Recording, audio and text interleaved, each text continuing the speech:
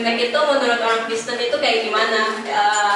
Imlek itu baik gak sih dilakuin? Pertanyaan itu masih terngiang-ngiang di, makanya kita ada renungan ini supaya kita tahu Imlek itu sebenarnya gimana.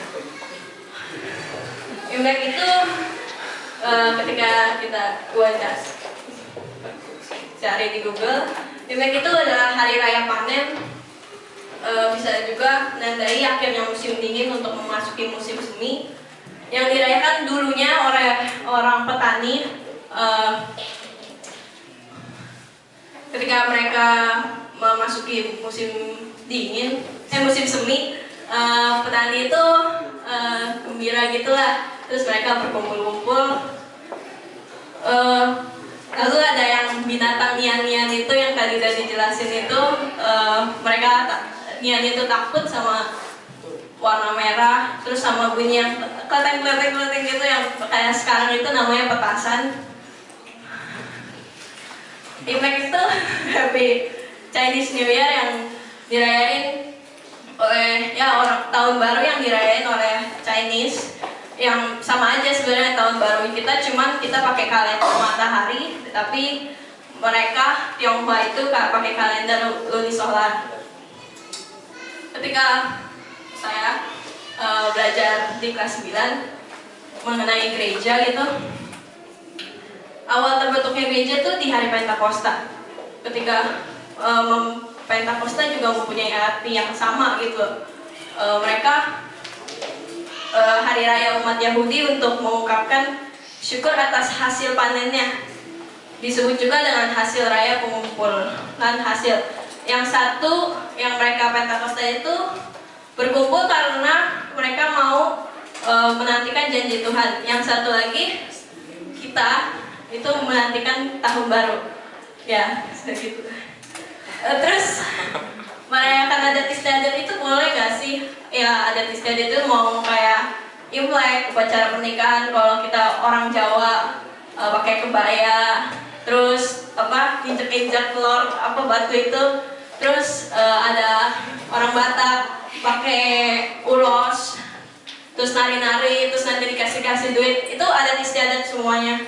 Terus juga yang simple aja yang kita sering dilakuin, kalau misalnya kita cuci tangan sebelum makan, terus kakinya nggak boleh naik saat makan, itu simple banget. Itu ada istiadat yang harus, yang sebenarnya boleh nggak sih dilakuin gitu.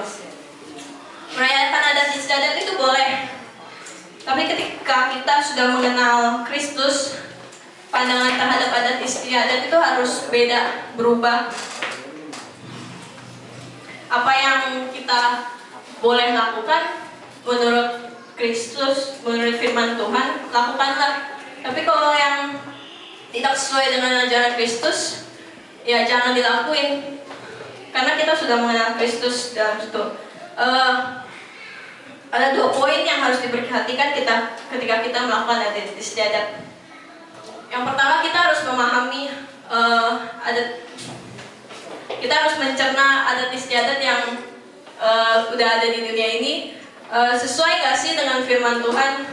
Kita harus mikir seperti kalau waktu sebelum malam itu bersihkan seluruh rumah, orang-orang yang merayakan itu disuruh bersihin seluruh rumah untuk menyingkirkan semua hal yang berhubungan dengan tahun lalu.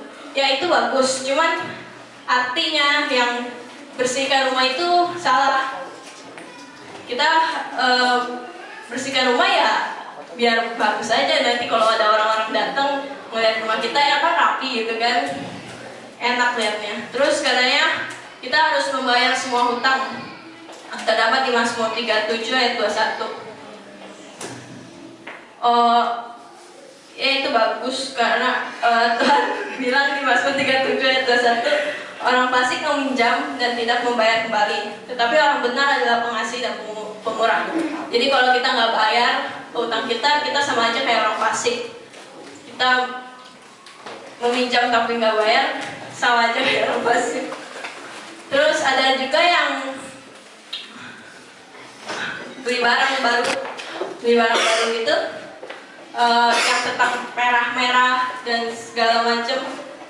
beli barang baru itu ya boleh lah, kita setahun sekali dia beli baju baru, nggak setahun sekali juga sih. Terus kita ada makan-makan bersama dengan anggota keluarga. Sama aja Tuhan itu suka berkumpul, ya sama kita harus terapin berkumpul bersama keluarga, karena di saat momen-momen yang bersama keluarga itulah yang mungkin penting kita bisa ngobrolin apapun mengenai hal-hal kehidupan sehari-hari kita.